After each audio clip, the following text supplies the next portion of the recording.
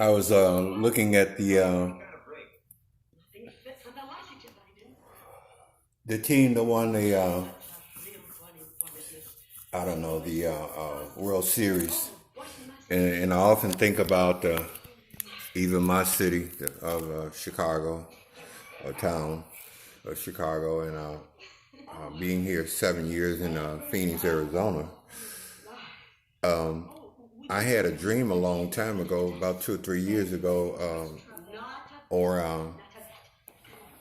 I call it an omen, because I've never seen a cheetah, and I don't know all the wildlife here. I only spent a short time in the service in El Paso. Other than that, I've been in Chicago and Milwaukee, Toma, Wisconsin, Oshkosh, Wisconsin, Milwaukee, and different places like that.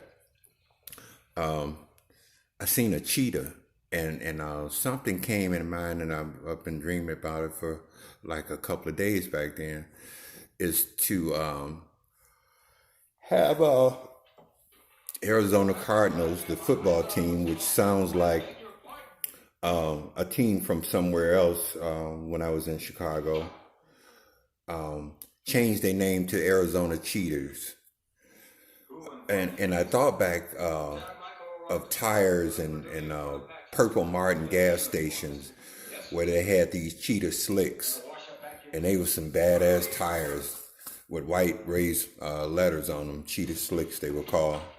And I think about Purple Martin and S&H green stamps as a little kid, looking out the window of the car, smelling the gas, and looking at the things that you could win by collecting S&H green stamps. Sinclair dinosaur gas station or something like that. So I have been thinking about Arizona cheaters because these guys never win anything. And I know when someone gives you money, when you're gambling, you can never win when you give someone else your money to gamble against you. You end up losing. So when you have a name that's connected to another organization, I figured that you were cursed from that and you would never win. So changing their name, just like Arizona College or whatever it's called, ASU, was going to change their name just recently to something else. But when you give somebody your money to bet against you, you'll never win. And when you have someone else's name on something that doesn't really relate to what you're doing, I mean, it's the Cardinals sound like more of a baseball team than it would a football team. Change your name to Arizona Cheaters, I told them, and it'll take you to the Super Bowl. You'll win. Of course, nobody paid me any attention, and those games should be free until they win a Super Bowl, if you want to ask me, because they're some of the lousiest players, and I really believe most of them didn't turn out to be athletes. They just turned out to be someone's son that had shares in the stadium or in the process of building that stadium or organization, and the founders said, well, you're going to have my son play football. I don't care if he's a scrub or what, but he's going to play football because I donated such and such money, because that's what it seems like to me. Is a lot of people here in Arizona are great pretenders. They could work at Walgreens one day and be doctors in the VA the next day. That's how I feel about it. And I often hear on the commercials, I was a defense lawyer, now I'm this. I was an assurance adjuster, and I know what they're going to do. So now I got a law firm, Lerner and Rowe. in a wreck, get a check, was telling people to go out and have an accident. And the accidents that I've seen were accidents between Arizona plates, Illinois plates, New York, California, and it was almost like he was promoting people that didn't have any money to go out and have a wreck and get a check. And once I started saying things about things that didn't sound right to me, they changed commercials and changed it up and did different things with them not ever saying anything about slander or things like that to me.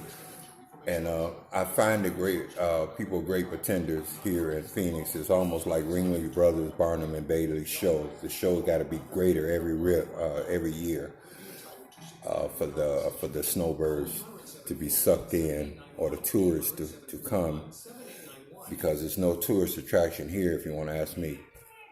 So even with the stadiums and the participation and going to football games, I believe almost that it is mandatory for a person that's born here to participate, to go to those games and get a check in the mail for doing so. It's nothing to do with supporting your team. It's supporting your town, I believe. So it is just amazing what you can see when you're not born here, and what you can't see as a tourist coming for a short time. You could be in one of those stage accidents and get home, and only after a year or two after you being sued, you say, hey, wait a minute, I've been bamboozled. It is no way I can drive in a big city like Chicago and get in an accident like I got into. But what it is, a lot of times, you got one person in front of you, and they're talking, watching two people talk in the car to each other, preoccupied. He has a switch on his car that his brake lights won't work, and he flips it off, and he hits the brake. You didn't see any brake lights. You run into him because the car is on your ass, and he's on your ass, so you're trying to move up and get out of his way. At the same time, they're communicating that, okay, we're finna slam on brakes now. You get off his ass and go around him, and I'll stop, and he hits me, and then I'll turn the switch back on. Like, didn't you see the brake lights? Shit like that we used to do years ago in Chicago. And a lawyer down there told us that we have to recruit people in to keep this scam up. And he was a high-priced lawyer, and I'm pretty sure maybe he's been disbarred by now. But stuff like that. And participation in something that's not worth participating in is my belief is what's going on when you hear man-made commercials or local commercials being bombarded on local TV is brutal. Now they went from fundraisings a couple of years ago, since they got found out about being dishonest, to lawyers and lawsuits and Roundup commercials. They are overwhelmed by not that many people coming to them for the lawsuit, because the Mexican people don't trust them, because quite naturally they want to put them on the other side of the wall. So when they win the case and they're illegal or undocumented Americans, the lawyers don't have to give them the money. They could say anything. So they don't trust them. They go to Mexico for the lawsuits. I've been in class action lawsuits. They go to California and different other places that are more sympathetic to them. They go to those lawyers. Now, being two-faced in Phoenix and uppity, talking about you won't see a Mexican in my neighborhood without a leaf blower, been on TV. They don't trust you. So how many multi-million dollars have you lost on that? So